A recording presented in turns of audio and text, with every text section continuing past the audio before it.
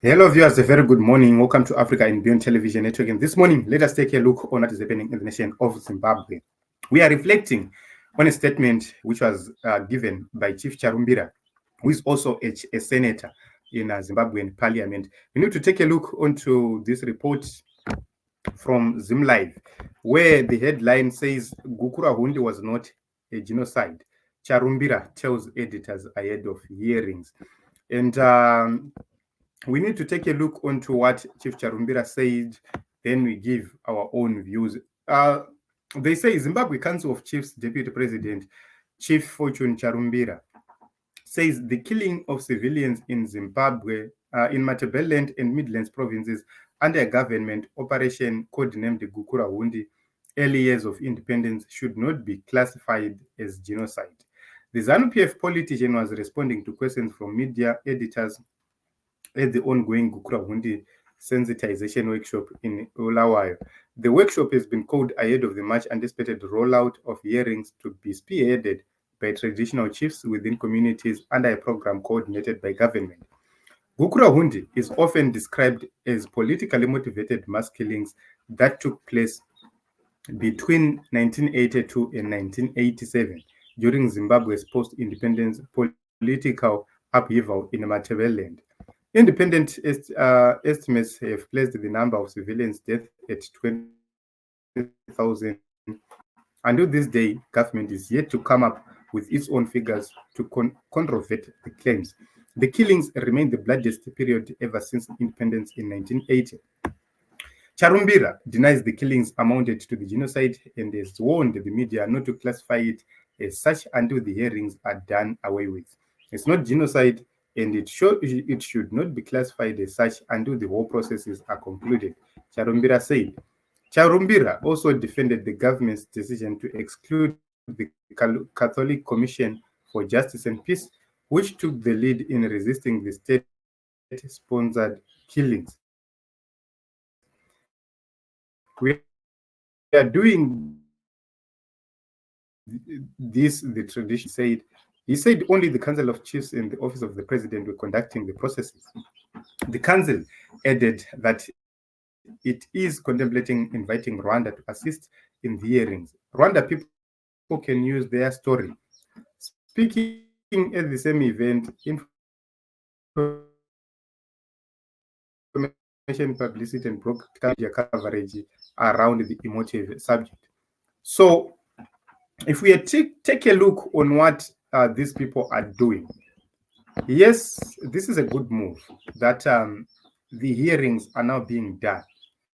But the fact that this is being spearheaded by the Office of the President and Cabinet, where the President is or was part of the government, which spearheaded this operation in the 1980s, it then makes it difficult for the people to be open enough to tell what really happened.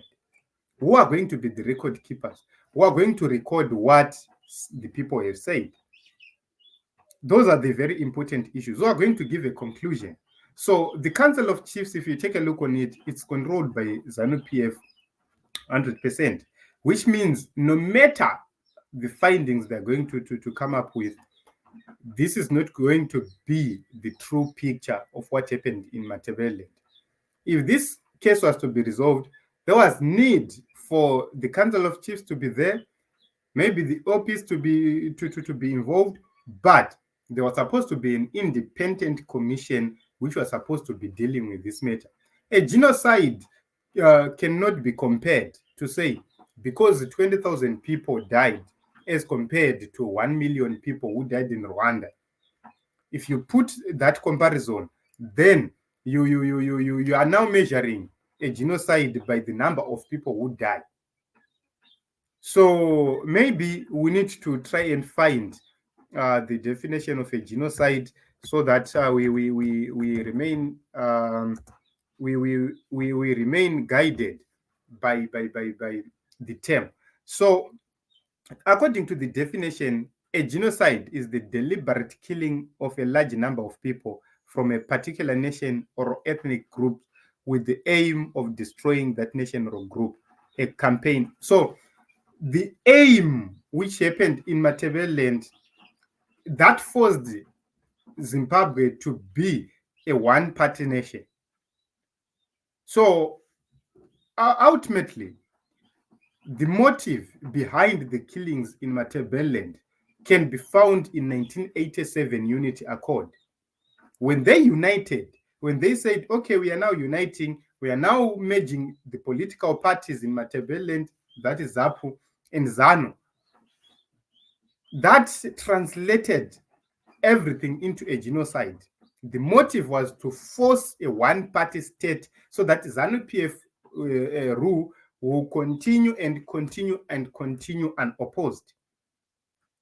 Which means we can say these killings were deliberate. ZANU-PF didn't want a situation where Joshua Nkomo was going to contest in the presidential elections and so subsequently going to be elected president. Why? Joshua Nkomo was popular, not within the Matabeleland region, but across Zimbabwe, across various provinces of Zimbabwe. Joshua Nkomo was popular, and there was a great chance that given the failures of ZANU-PF, Joshua Nkomo was the next. When personally, I'm not here to judge whether it was a genocide or not, but I would have expected to see people like Chief Charumbira to say, okay, leave everything to the people who are going to do the hearings, leave everything to the findings. We cannot classify it as a genocide. We cannot we cannot judge as of now. But what he's saying is that he has said, let us wait for the outcome for us to classify it. But he went on to say we can invite people from Rwanda to come up and help us see if 20,000 people and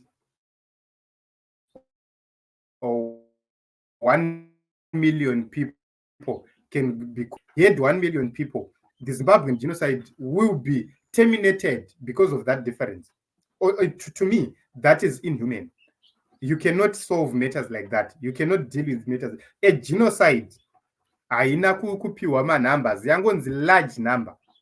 Large number. 20,000 people is a very large number. It's a very, very large number. And when there is the term deliberate, and when there is an aim, like what I've said, the 1987 Unity Accord, which was premeditated when this whole thing started. Remember, there are people like Lookout Masuku who were arrested, trialed, and were not convicted, but they went on they were continuously imprisoned. What was the aim? All those issues, they need to be looked upon. And I don't think Kuti, these people, they will do it honestly. They were supposed to include some key people into these hearings to lead the processes so that the truth and nothing but the truth is reached out and is digged out and make this matter resolved. Because even if they say tighter resolution in us, pasina full participation and involvement of the affected people, what it means is but this is the thing which is going to continue hounding the people of Zimbabwe for a very long time, up until the process is done properly and is done by people who will be neutral. This is my own case. The Matabele people are pointing figures to say ningina ningi, they were involved in all these things. Then these people cannot be part of these processes. Cannot be part of these processes. Taida vanhu vamwe vari neutral kuti dai vange vauya vazoita part of that process. Maybe paitoda kutora someone from neutral countries to come and assist in making a deliberation, making those hearings and present the findings to the government of Zimbabwe. That was going to be better than zvatiri kuona. It is what it is. I do not know, guys, what you think and how you view it. Let us talk in the comment section.